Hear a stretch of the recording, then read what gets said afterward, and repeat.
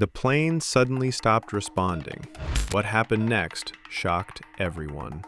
Imagine a plane cutting through the clouds with over 100 unconscious passengers on board. The pilots aren't responding to any calls, including those from jet fighters. This isn't another mind-blowing tale from Hollywood. It really happened on the 14th of August, 2005. The beautiful morning that became a nightmare. It was a pretty sunny morning in Cyprus, and at the Larnaca International Airport was Helios Airways Flight 522, getting ready for its flight to Athens, Greece. From there, it would proceed to Prague. The plan was straightforward. The Boeing 737 that serviced this flight had 115 passengers and 6 flight crew on board. On the surface, everything seemed just perfect. But nobody knew that this flight was about to go into the corridors of history for all the wrong reasons. Ladies and gentlemen, this is Captain Asia Banks speaking. Up here in the airspace, every decision matters. When challenges arise, training and teamwork take control. Stay tuned till the end for the full exploration with Airspace Explorer. The silent danger before chaos erupted. Just before the Boeing 737 servicing Helios Flight 522 took off from Larnaca International Airport, a ground engineer had been testing the plane's pressurization system.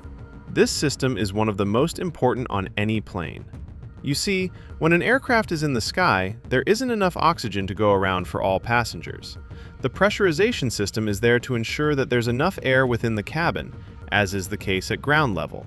The ground engineer had switched the system to manual mode to carry out some tests. This is routine. But here's the problem. He forgot to set it back to auto mode after he'd conducted every pressurization system check he ran. This little mistake would prove fatal later on. When the plane left the runway and climbed into the clouds, the cabin should have been filled with air. However, it wasn't, and the air available from takeoff grew thinner and thinner every passing second. Soon, there wouldn't be enough air for everyone to breathe. There were warning signs, but nobody understood them. As the plane climbed higher, the cabin altitude light came on and started to make sounds. This warning should have stopped the crew in their tracks and saw them seeking ways to make an emergency landing. But the crew didn't realize the danger warning. They brushed it off as a takeoff configuration warning that suggests an aircraft isn't ready for takeoff and should remain on the ground.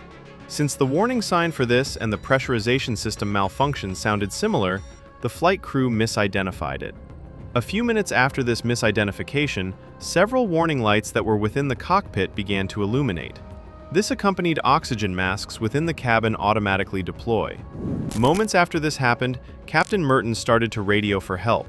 But what he and his flight crew didn't realize at that moment was that they were starting to suffer from hypoxia.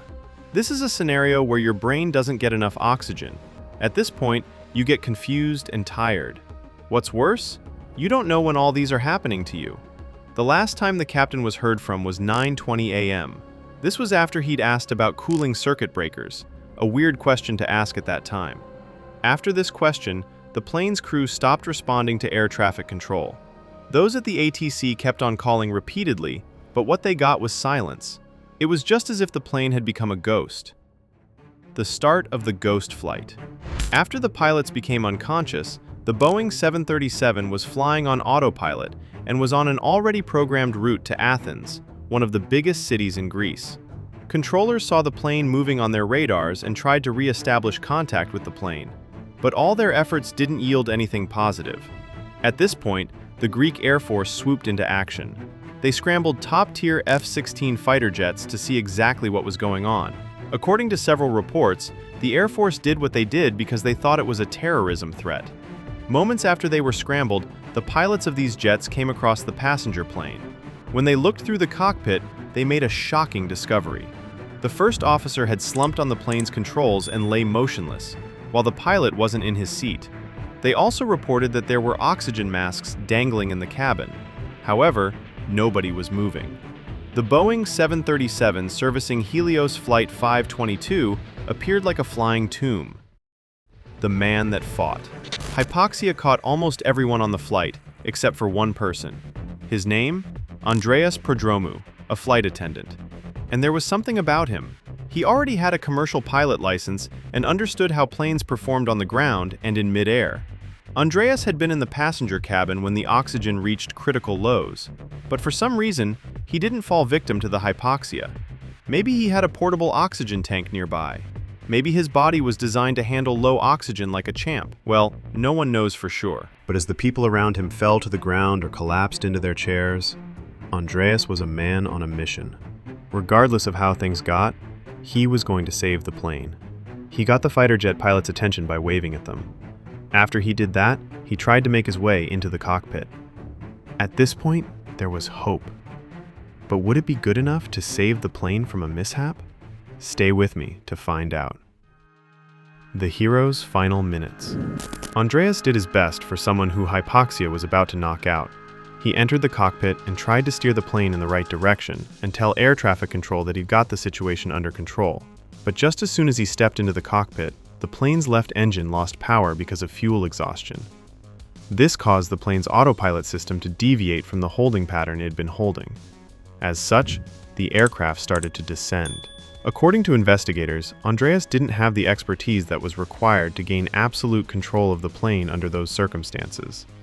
While this is correct, he didn't give up without a fight. Seeing that the plane was headed into the dense city of Athens, Andreas made a decision that most of us would find difficult to make. He steered the plane into the mountains. At 12:04 p.m., almost 3 hours after Helios Flight 522 took off from Cyprus, the aircraft crashed into the hills near a village called Grammatico. Everybody on board died instantly. However, because of Andreas's brave action, nobody on the ground was hurt. So, what actually went wrong? As I mentioned earlier, the plane's pressurization switch was left in manual rather than auto, which caused hypoxia to the flight crew and passengers moments after takeoff. However, investigators opine that while this was an error, the flight crew should have caught this mistake during pre-flight checks. But for some reason, they didn't, which could point to the fact that they neglected it before leaving the airport. When the warning bells sounded, the pilots didn't know what it was. This was possibly due to hypoxia already settling in. Since they were confused and feeling tired, diagnosing the actual issue was nearly impossible. I'm not trying to play the blame game here, but a series of small mistakes led to a disaster that could have been averted. What happened to Helios Airways after the crash? After the fatal crash, things went downhill for Helios Airways. They announced that safety checks on their Boeing fleet were successful and would return to service on the 29th of August, 2005. Since people associated the airline with disaster, many avoided it. This saw Helios rebrand to AJet. But regardless of its name change, its woes didn't stop. About a year later, Cyprus authorities seized all aircraft belonging to the company and froze their bank accounts. These sanctions were too much, and the AJet decided to shut down its operations for good. The mishap made safety a priority in the aviation world. Although safety already took the driver's seat in the aviation world, this disaster showed that there's more work to be done in this area. After the disaster, big airlines worldwide began to create clearer checklists that ground crews and pilots would follow to a T. That said, warning systems don't have similar sounds and are easier to interpret. Parting shot. The story of Helios Flight 522 tells us that while flying is relatively safe, small errors can prove fatal.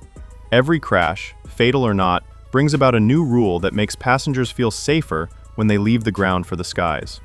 This story also speaks to the courage that Andreas Prodromou showed in the face of death. He never gave up until the very last moment. And instead of letting the plane plunge to kill thousands of people, he sacrificed himself and those on board that Boeing 737. Did the events behind the fatal Helios Flight 522 crash make you emotional? You're not alone. My eyes got sweaty when creating this video. Want more incredible aviation stories that'll make your world stop? Hit that subscribe button now. See you in the next one.